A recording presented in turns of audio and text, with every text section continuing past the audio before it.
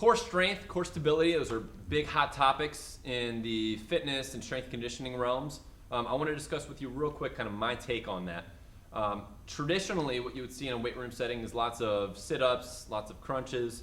And while I do believe they might have a place here and there for some athletes, I think these are largely outdated exercises that could be replaced in favor of exercises that frankly give you a lot more bang for your buck. When it comes to training the core, the best place to start, in my opinion, is in neutral. So we want to find where is the athlete's neutral positioning with a little bit of inward curvature of the back. We don't want to be hyperextended, nor do we want to be completely flattened out. But then from there, we want to find what are exercises where either gravity or external load are challenging the athlete's ability to maintain that neutral positioning of the spine. A real easy example of that might be a plank.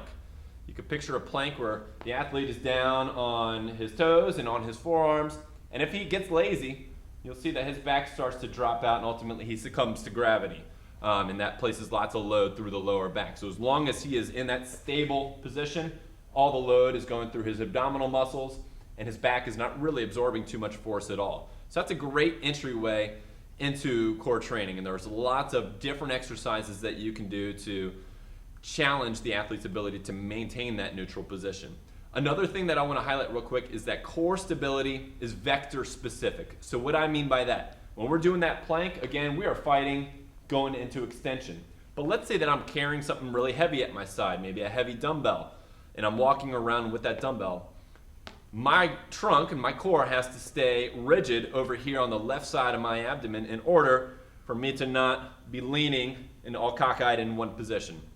So that again could be a really good core stability exercise. I'm fighting that lateral, that side bending by holding onto the dumbbell and taking it for a walk. So that again shows kind of the vector nature. And we gotta learn, because sports are gonna throw multiple vectors, you never know, it's always unpredictable where force is gonna be coming from on the field or on the basketball court or anything like that. So we've gotta be able to prepare the athlete for multiple vectors of force coming towards the midsection. A couple other things that we could try. One, we could get down on the ground, we could perform a side bridge or a side plank. For the more novice athlete, we might keep the knees all the way together and bring the hips forward so that essentially we're stabilizing at the elbow and at the knees while they keep a neutral spinal position through the trunk. If the athlete can handle more than that, we could place them up on their feet and on their forearm and they could be in this position. This is fighting that lateral or that side bending component and challenging it in that respect.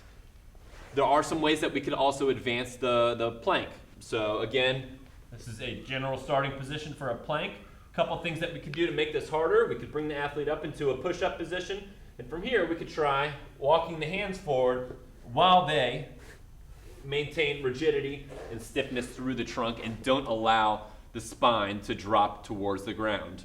Or similarly, we could be in a push-up position with the feet about shoulder width apart, and as we lift an arm and bring a hand to the opposite elbow, we are keeping the trunk from rotating. So bad form might look something like this, where you see their hips just rotating all over the place. Good form would be they're holding steady through that area and alternating, touching each elbow.